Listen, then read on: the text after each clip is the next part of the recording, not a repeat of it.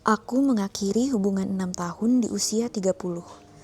Yang tersisa hanya hutang dari rumah yang tidak jadi ditempati bersama. Di usia 31, aku patah hati yang lebih parah lagi, sampai berdoa agar tidak jatuh cinta lagi karena ketakutan terasa nyaman. Kini, di 32, aku meninggalkan pekerjaan impian yang sudah kujalani selama 7 tahun untuk memilih sebuah ketidakpastian. Halo, aku Aulia. Ini ceritaku soal memulai lagi tanpa peta, kompas, tujuan, dan alasan. Tapi entah kenapa, aku yakin sedang di jalan yang benar. Jadi, awal dari semua perjalananku ada di sini adalah karena aku merasa worthless sebagai perempuan di umur 30 tahun yang belum menikah. Dan aku dibiasakan dari kecil, entah secara tidak sengaja mungkin ya, untuk menaruh self-worth diriku itu di prestasi. Jadi aku masuk ke SD yang bagus, SMP, SMA juga seperti itu, bahkan sampai S1 dan S2 gitu. Sehingga aku merasa ketika self-worthku lagi jatuh-jatuhnya, lagi di bawah, coping mekanismku ini adalah oke, apa ya, aku bisa melakukan apa yang berprestasi di sini, karena aku merasa hidupku benar-benar stuck pada saat itu. Ketika aku melihat teman-temanku posting Instagram feed-nya sudah mulai bervariasi, mereka mulai posting entah lamaran, nikahan, punya anak bahkan, atau pindahan ke rumah baru, aku merasa posting IG ku tuh itu aja, karena aku suka post buku, aku post ya udah buku aja, nggak ada update kehidupan apapun, sampai aku sempat off Instagram selama 2 tahun itu karena aku merasa stres sih, aku merasa bener-bener nggak maju. Dan ya itu akhirnya setelah putus, instead of confronting the uncomfortable feelings, aku malah mencari pelarian dengan kesibukan lain yang aku nggak tahu ini tuh sebenarnya positif atau negatif, atau malah ya itu semua itu nggak harus positif negatif ya. Dan akhirnya karena aku dosen saat itu, aku mencoba untuk apply S3 dan juga beasiswanya. Di satu sisi aku juga merasa karirku sebagai dosen cukup stuck, sehingga aku berpikir bahwa aku ingin S3 dulu supaya aku bisa belajar lebih baik lagi sebagai seorang peneliti, dan nantinya setelah aku pulang mungkin karirku nanti bisa jadi lebih baik. Jadi itu yang aku lakukan, dan memang akhirnya aku mendapatkan beasiswa dan juga posisi PhD researcher di sini, di Edinburgh. Tetapi plot twist berikutnya adalah karena satu dan lain hal, aku tidak bisa melanjutkan profesiku sebagai dosen, dan akhirnya aku resign. Itu adalah keputusan yang berat buatku, karena menjadi dosen adalah impianku sejak SMP, SMA. Mungkin aku hanya berpikir ingin jadi dosen, sehingga aku pun setelah S1 langsung lanjut S2 dan jadi dosen. Tapi ternyata tidak bisa. Dan aku merasa aku betul-betul kehilangan pondasiku gitu. Karena kalau tidak ada karir sebagai dosen, jadi kenapa aku harus S3 gitu. Jadi ketika awal-awal sampai di sini, mana aku sampainya di winter, di Januari, kadang-kadang aku tuh cuma bengong. Aku kenapa di sini ya? Buat apa ya? Terus ketika aku lagi sangat-sangat capek riset, aku berpikir, kenapa aku harus secapek ini? Aku bahkan nggak tahu nanti ketika aku pulang, aku mau kerja jadi apa, dan pertanyaan-pertanyaan itu cukup ada. Dan satu hal lagi di sini juga, aku memang jujur tidak pernah membayangkan bahwa aku juga akan putus, dan aku selalu terbayang ketika S3 aku akan ada temannya, entah itu pasanganku akan sambil S3 juga, atau misalnya pasanganku ikut sebagai dependent dan dia bekerja di sini. I'm okay with that. Tapi intinya adalah sama sekali nggak pernah terbayangkan bahwa aku akan memulai perjalanan S3 ini sendirian. Jadi ada dua pondasi yang hancur di sini, pondasi karir dan juga pondasi di dalam relationship. Dan sementara PhD ini sangat-sangat demanding, dimana kalau bisa aku analogikan, PhD itu seperti kita harus membangun gedung yang sangat tinggi dan kokoh dan indah mungkin, tetapi pondasiku hancur di sini. Jadi aku betul-betul struggling di awal, gimana caranya ya aku bisa tetap membangun si gedung yang tinggi ini sambil sedikit-sedikit aku membenarkan pondasinya. Lalu kenapa nggak batal aja? Tentu saja nggak bisa ya, karena beasiswa sudah di tangan dan itu juga kan sebuah komitmen untuk menyelesaikan. Jadi aku memang mau berangkat untuk S3 ini dan menyelesaikan semuanya. Jadi kadang-kadang kalau ada orang melihat aku sebagai sosok yang inspiratif, aku kayak bukan, bukan. Aku juga masih bener-bener berusaha, atau orang melihat kayaknya wah keren banget ya S3. Kadang gini, kadang-kadang orang itu cuma berusaha survive dengan cara yang mereka tahu. Balik lagi, caraku, coping mechanismku itu adalah dengan belajar, berprestasi gitu, sehingga ini yang aku lakukan. Jadi kalau misalnya ada orang tanya ya, kenapa kamu S3, nanti lebih susah nikah, lebih susah dapet jodoh, akan ku jawab, aku juga maunya nikah. Tapi rezekiku ini deh, dan aku harus menjalani. Ya udah, memang ini rezekiku dan itu harus aku terima gitu. Dan yang pengen aku share di sini adalah mungkin bagaimana aku bisa sampai di titik penerimaan itu, dan ini juga dibantu sama orang-orang terdekat. Yang pertama adalah aku mencoba untuk tidak terlalu attach dengan identitas eksternal. Biasanya ini terkait dengan afiliasi ya, misalnya mahasiswa di mana, pekerja di mana, atau bahkan yang berupa peran, misalnya peran sebagai anak, ibu, istri, dan lain-lain gitu. Ketahuilah bahwa kita ini adalah makhluk yang kompleks, like multifaceted beings, sehingga kalau misalnya ada satu aspek yang hancur, apalagi kalau misalnya kondisinya lebih ekstrim ya, misalnya dipecat atau bercerai, tetap ada bagian dari diri kita yang punya kita sendiri, yang diri kita sendiri yang masih baik-baik saja.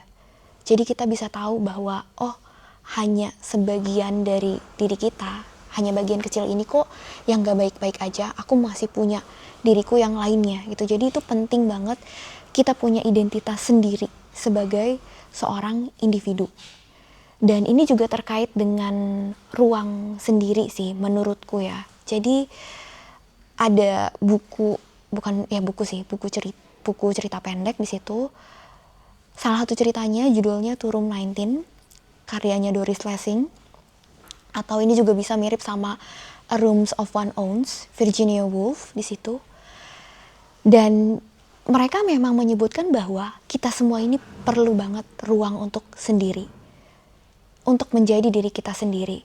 Ruang ini bisa berupa ruang fisik. Jadi kalau di To Room 19 itu ceritanya, ibu rumah tangga ini punya satu ruang di rumahnya yang sama sekali nggak bisa dikunjungi oleh siapapun itu.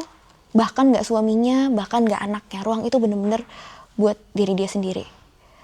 Terus aku ngobrol sama dia, terus dia bilang dia punya satu ruang di kota. Ketika dia datang ke kota baru, dia akan punya satu ruangan di mana dia bisa sendirian di situ dan gak ngajak orang lain. Tapi kalau aku pikir ini bisa juga bukan dalam bentuk ruangan, bisa juga dalam bentuk hobi yang kalian lakukan sendiri. Misalnya sesimpel mungkin kalian punya diary, atau mungkin dunia digital seperti ini yang kalian benar-benar kerjain untuk diri kalian sendiri. Atau kalau cowok juga kadang-kadang suka ada hobi ya, entah itu main futsal, entah itu naik gunung gitu, tapi kita benar-benar punya waktu untuk jadi diri kita sendiri, dan itu sangat penting gitu. Itu adalah hal yang aku kira underrated, dan aku baru sadar betapa pentingnya sekarang ketika banyak pondasiku itu yang mulai hancur. Aku tetap berusaha untuk menjangkarkan diriku ke beberapa hal yang itu adalah aku. Dan jangan pernah si jangkar ini dalam bentuk orang. Apakah itu pasanganmu atau orang tuamu. Karena kan kita akhirnya pasti akan sendirian ya di akhir. Jadi kita kalau bisa sebisa mungkin sih jangan punya jangkar ini di orang. Balik lagi tadi, karena ketika orang ini pergi, kita harus berusaha untuk tetap kuat dan bisa survive. Aku juga belajar bahwa perasaan itu perlu dihadapi. Kalau aku melihat diriku yang dulu, yang ketika patah hati malah sengaja menyibukkan diri, jam 8 masuk kerja sampai jam 10 malam itu aku masih mempersiapkan beasiswa. Jadi aku gak punya waktu untuk memproses segala perasaanku, entah itu sedihnya, marahnya, patah hatinya. Dan aku rasa itu cukup tidak sehat ketika kita numbing our own feelings. Ketika kita merasa bahwa oh ya kita kuat nih gitu. Ketika kita seperti itu, kita akan merasa kita kuat sekali, tetapi padahal pada satu titik pasti ada breakdown-nya. Karena kita cuma manusia di sini, manusia yang seharusnya perasaan itu diproses. Kenapa? Karena ketika perasaan itu selesai diproses, kamu bisa move on dengan hidupmu.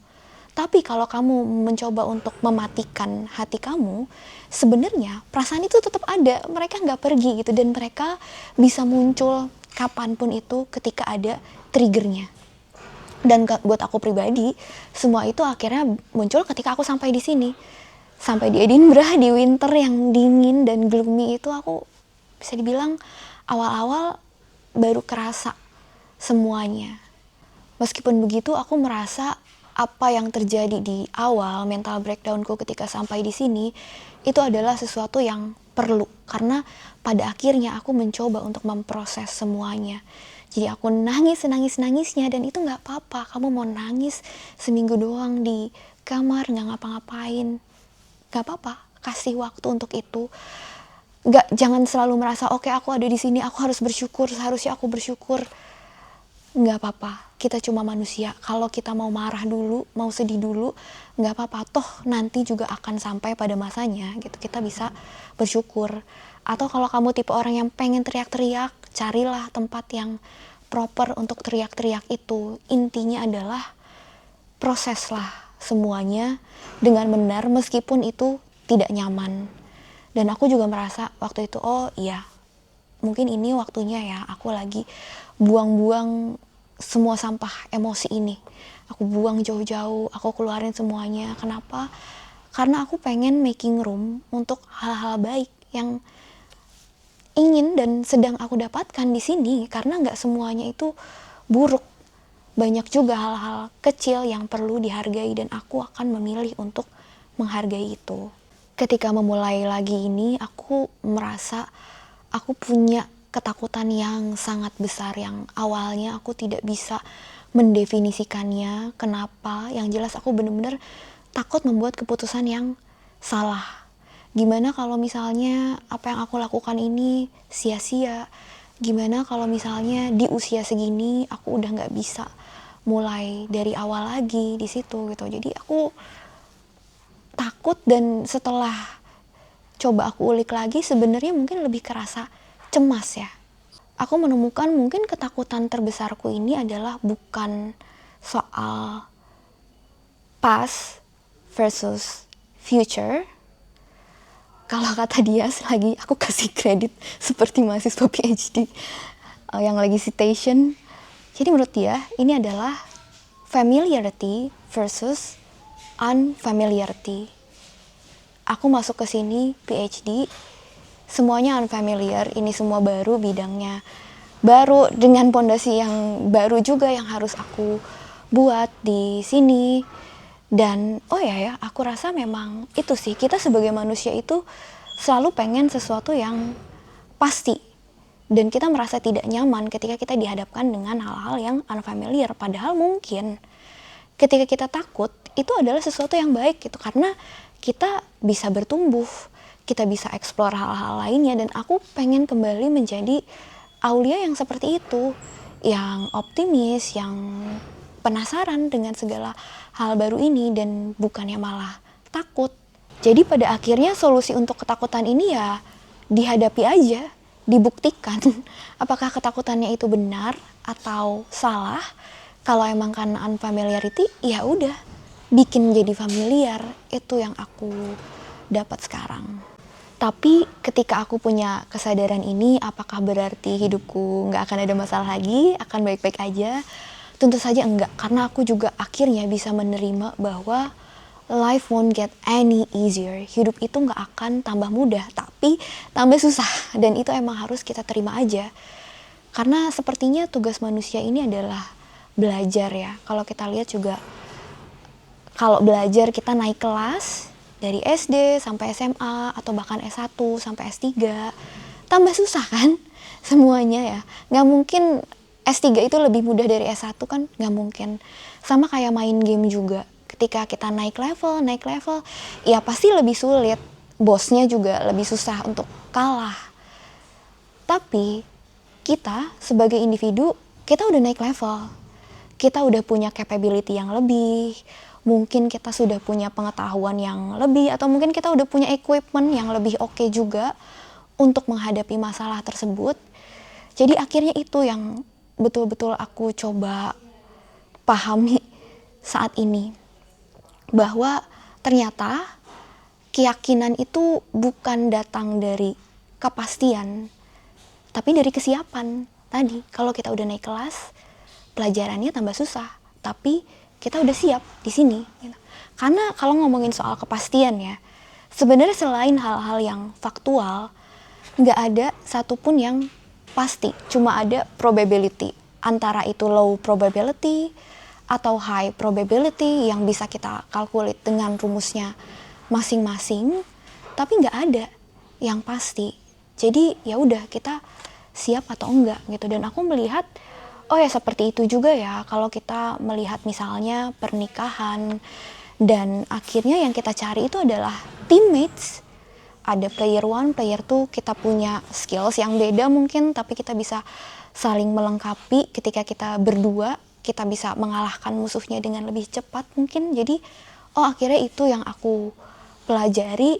Dan kalau misalnya aku refleksi lagi, oh iya memang sebelumnya aku belum siap sih untuk menikah, berkeluarga dan lain-lain, karena aku belum sampai pada level pemahaman yang seperti ini. Dan aku mulai pelan-pelan, oh ya aku bisa ikhlas ya dengan masa laluku, dan apa yang aku dapat sekarang mungkin ya memang sudah takdirnya. Sekarang aku malah berpikir gini, justru karena hidup itu nggak pasti, jadi seru, iya nggak sih? Jadi aku tuh merasa sekarang aku in a much better position. Aku ngerasa aku malah saru gitu antara rasa takut sama rasa excitement. Excitementnya apa? Excitement karena aku bener-bener nggak tahu endingku tuh seperti apa. Mungkin apa ya, kalau naik roller coaster gitu, ada perasaan yang saru juga ya, antara kita tuh excited mau naik roller coaster ini, tapi takut juga ya nanti kita jatuh gitu. Tapi ya aku merasa itu sih, mungkin perasaannya kayak naik roller coaster itu, tapi ketika aku tanya ke diriku sendiri, aku juga banyak rasa penasarannya gitu. Wah nanti aku rasa dalam 5 tahun lagi aja hidupku itu akan sangat berubah. Aku jadi pengen tahu kira-kira aku kerja di mana ya nanti. Lalu jadi postdoc atau enggak nih? Kalau jadi postdoc nanti topiknya apa? Terus anakku jadi lahir nggak nih? Tapi aku beneran jadi, oh ya, aku mulai menghadapi semuanya dengan lebih positif. Ketika aku riset, aku awal-awal merasa bodoh karena aduh kok aku nggak bisa. Tapi aku mulai coba deh, pikir deh. Justru karena kamu merasa bodoh di sini, berarti kamu bisa berkembang banget. Coba deh bayangkan kalau kamu bisa overcoming itu semua. Kamu punya proof bahwa oh kamu tuh bener-bener berkembang sebagai seorang individu di sini. Kamu bener-bener upgrade segala macam, upgrade ilmu, upgrade wisdomnya juga. Dan coba deh kamu bayangin, wah penasaran gak sih gitu, Aulia 5 tahun lagi tuh pasti bakalan oke banget. Sorry ini bukan narsis ya, maksudnya kayak gitu ya. Intinya aku ingin mencoba lebih percaya kepada takdir Tuhan, apa yang dikasih Tuhan. Aku ingin menikmati peranku saat ini yang mungkin dikasihnya sebagai aktor, tapi bukan sebagai sutradara atau bukan sebagai penulis. Jadi aku benar-benar berserah di sini, dan aku ingin menghayati aja hidupku dan apa yang dikasih oleh Tuhan. Dan banyak banget sebetulnya hal-hal baik yang sudah dikasih oleh Tuhan, dan aku nggak mau karena aku terlalu ngelihat ke belakang. Ketika aku meratapi apa yang sudah hancur, aku jadi nggak bisa menghargai apa yang ada sekarang, orang-orang yang menemani aku dealing with the consequences ini, dan hal-hal baik apapun gitu. Aku nggak pengen aku terlalu melihat ke belakang dan akhirnya nggak menghargai apa yang ada saat ini. Dan ya aku merasa aku sudah cukup banyak menanam usaha, menanam doa. Mungkin ini saatnya aku agak relax sedikit dan ya pelan-pelan mencoba melihat bagaimana semuanya tumbuh. Mungkin slowing down itu ya yang susah untuk orang-orang yang sedang berada di usia 30 tahun ini atau 20 akhir. Kenapa? Karena sepertinya kita itu selalu ada di dalam rush hour. Kita dianggap harus tahu semuanya, sementara hidup itu makin kompleks. Kita harus selalu membuat keputusan dengan cepat, yang padahal akhirnya aku merasa sebenarnya the only right timing is when it's meant to be. Kalau emang udah waktunya aja, kalau waktunya pas. Jadi kalau aku berkaca dari pengalamanku sebelumnya juga, aku tuh selalu jadi yang pertama. Jadi ketika aku S2, program studiku itu baru pertama kali dibuka. Kemudian ketika aku bekerja, sama program studi yang aku ajar sebagai dosen itu juga baru pertama kali dibuka. Dan sekarang aku adalah mahasiswa PhD pertama dari supervisorku, dan kadang-kadang aku berpikir, wah gila ya, timingnya itu bisa pas banget gitu. Dan mungkin hal-hal yang terjadi sebelumnya yang tidak sesuai dengan rencanaku, yang dalam tanda kutip gagal, itu adalah hal-hal yang sebetulnya sedang membawaku untuk ada di posisi ini. Saat ini aku bisa ada duduk di sini, ya timingnya sudah diatur memang seperti itu. Bahkan hal sesimpel aku bikin YouTube ini aja ya, ini semua kebetulan. Aku udah pengen bikin YouTube itu dari 2017, jadi udah lama banget. Tapi kebetulan ada orang yang temanku jual gearnya, jadi aku punya kamera di sini. Terus tiba-tiba ketika lagi ngobrol, ada yang nawarin, ayo kita bikin podcast bareng. Terus aku kayak, hah? Aku bahkan udah lupa, aku pengen bikin YouTube. Tapi terus tiba-tiba waktunya pas aja. Waktunya pas dan kesempatannya itu memang ada, toolsnya juga ada. Kalau bisa dibilang ceritanya juga ada sih. Ketika aku bikin YouTube 2017 lalu, nggak akan seperti ini kontennya. Dan ya aku berusaha untuk benar-benar mencoba menikmati aja, tanpa harus tahu nanti endingnya itu akan seperti apa. Dan bahkan aku sempat tulis di sini, ada satu doa yang aku tulis. Terima kasih Tuhan atas doa yang tidak kau kabulkan dan hal-hal baik yang kau berikan yang bahkan tidak terpikirkan untuk kudoakan. Situ aku merasa aku ingin benar-benar hidup berdamai, mengalir, selaras dengan apa yang memang ditakdirkan buat aku. Apa yang hilang ya udah biarin aja hilang gitu, karena aku pengen percaya bahwa toh semua itu juga nanti akan digantikan gitu. Dan bahkan ketika tadi PhD, aku ingin menggunakan kata menemukan dibanding mencari gitu. Karena sekarang mungkin tidak semua itu harus dicari, tapi semua itu akan ketemu kalau memang lagi-lagi waktunya pas. Terus suatu hari aku sempat lagi merenung, kebetulan lagunya itu Taylor Swift yang Daylight. Sebenarnya bukan liriknya, tapi di akhir lagu itu tuh ada puisi di mana Taylor Swift ini bilang bahwa dia ingin didefinisikan, atau dalam konteks aku ya di sini, aku ingin mengambil keputusan berdasarkan emosi-emosi positif, bukan emosi negatif. Jadi emosi positif itu ya tadi misalnya cinta, passion, excitement, pokoknya hal-hal yang bener-bener dari hati lah. Aku pengen apapun yang aku ambil nantinya, semenakutkan apapun itu, setidak nyaman apapun itu, tapi kalau aku merasa itu berdasarkan dari emosi yang positif, aku akan ambil. Nah terus emosi yang negatif itu misalnya apa ya? Misalnya rasa takut tadi, cemas, ragu, atau kalau orang Indonesia suka nggak enakan misalnya gitu.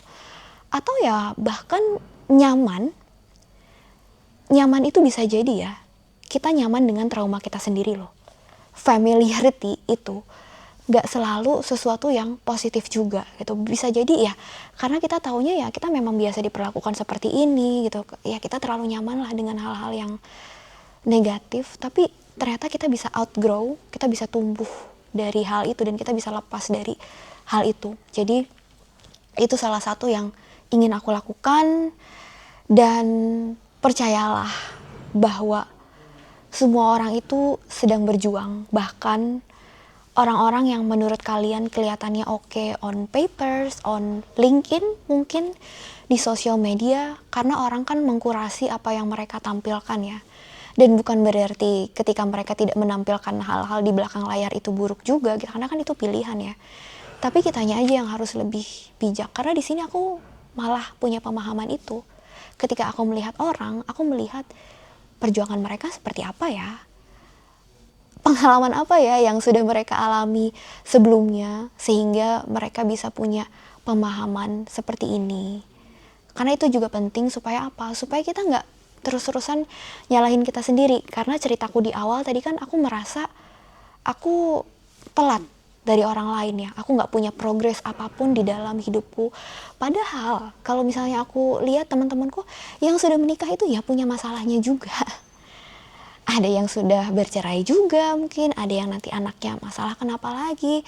Semua orang punya masalah gitu, dan ya semua akan berjalan sesuai dengan kesiapan kalian masing-masing. Balik lagi, apakah kamu bisa melewati masalah tersebut dan ada reward yang lebih besar yang menanti di situ. Aku punya goal pribadi di sini. Aku pengen hidup dengan lebih jujur, dengan lebih tulus, dengan lebih damai, sewajarnya aja, dan nggak begitu buta juga mungkin ya dengan pencapaian atau apapun itu. Karena ya udah, aku di sini bukan karena apa-apa, tapi karena emang ya ini jalan yang harus aku tempuh aja. This is my battle, that's it, nothing more ya. Dan aku juga nggak pengen terlalu membanding-bandingkan juga dengan orang lain, dan kalian pun jangan membandingkan dengan aku atau siapapun itu, karena perjalanan kalian adalah perjalanan kalian sendiri. Satu hal terakhir yang pengen aku sampaikan adalah, sejahat apapun dunia sama kamu, jangan pernah jahat sama diri kamu sendiri. Ya, itu satu hal yang bisa kamu kontrol. Dan kamu pantas untuk dicintai meskipun kamu sedang tidak baik-baik saja. You are enough.